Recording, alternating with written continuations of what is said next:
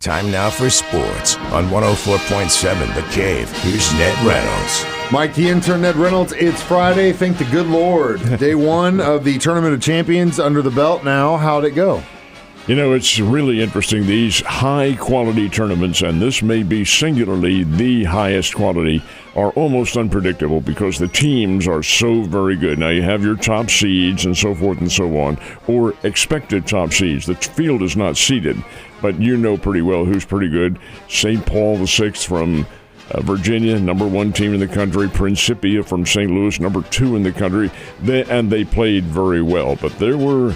Things went very interestingly in this one. The Wheeler team from just north of Atlanta defeated Memphis Bartlett 58-50 in the first game.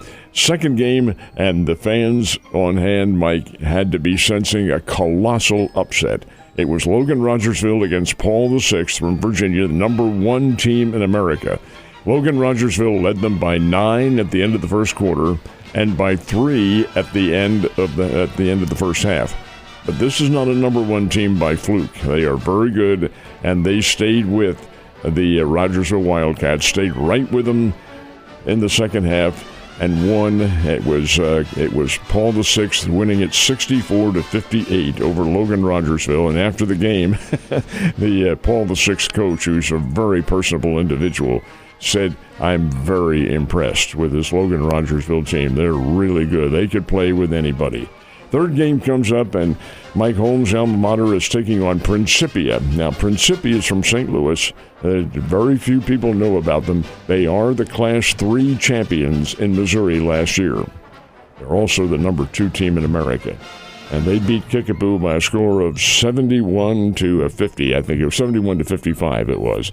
It was Principia 70, Kickapoo 55. And then the final game, Calvary Christian from Florida defeated St. John Bosco from California 71-60. So that sets up the tournament schedule coming up tonight. We'll talk about it a little bit later on, but some really good basketball. And Logan Rogersville, folks, is the real deal. They are going to compete for some big-time awards at the end of the year here in Missouri. Yeah, and good on them for sticking with it, man. I wish my Chiefs could have got a dub too, but still got plenty of basketball left to play in the Tournament of Champions. While we freeze our butts off here in the Show Me State, there are guys that are a lot luckier and richer than us playing golf in Hawaii. How's that going? And it's all on television, too. I watched a little bit of it yesterday afternoon. Got so doggone mad to hear these guys are in short sleeves and the sun is out and the Pacific Ocean is just kind of glimmering in the background. This is the Sony Open. And in past years, it used to be the second of the tournaments in Hawaii. The first one, Tournament of Champions, was played in Maui, but that one had to be canceled this year because of a drought over on the island of Maui, and they couldn't keep up. The course just simply wasn't playable. So this is the year's second tournament, the Sony Open at Honolulu at the Waialae Country Club. Tie at the end of the first round between Nick Taylor, the defending champion, and Kevin Roy. They are both 8 under par. There are 3 others who are 1 shot back. Pretty good field of competition, but a long way to go. 3 more rounds. And if you watching a bunch of guys playing golf in Hawaii is going to make you mad, what do you find out they're having summer right now in Australia? And the Australian Open's about to get underway. And they're playing tennis, which I should be out there playing. It's a double whammy.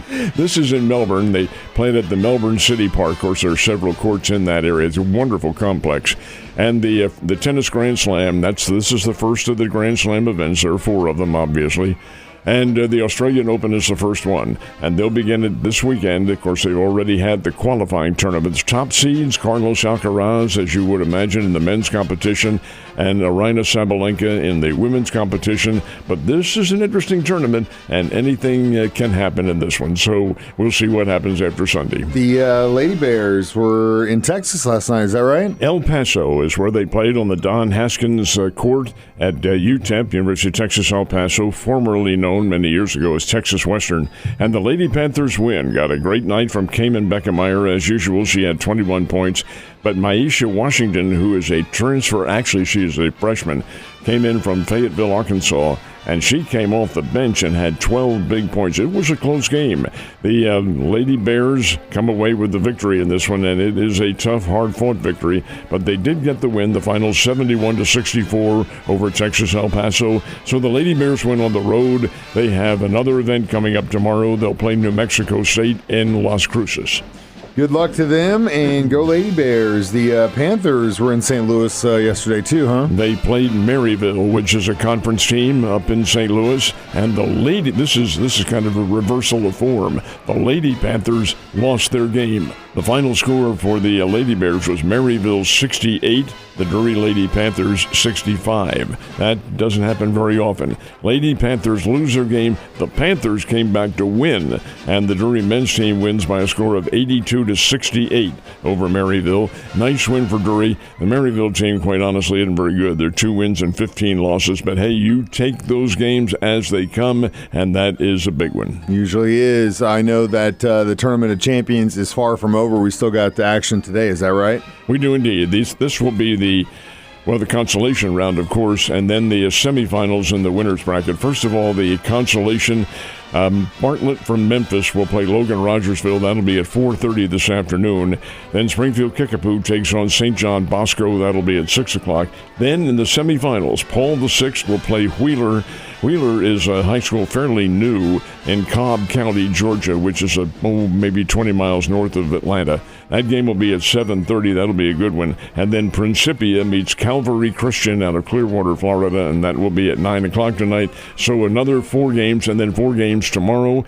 The tomorrow schedule is pushed up a little bit because the games will be starting in the afternoon, and then they have the 3-point contest and the dunk contest and all sorts of things going on. So it'll be a very active day at the Great Southern Bank Arena. Well, have a great time watching all that action in Shea Ned, and have a wonderful weekend, sir. I'll see you on Monday.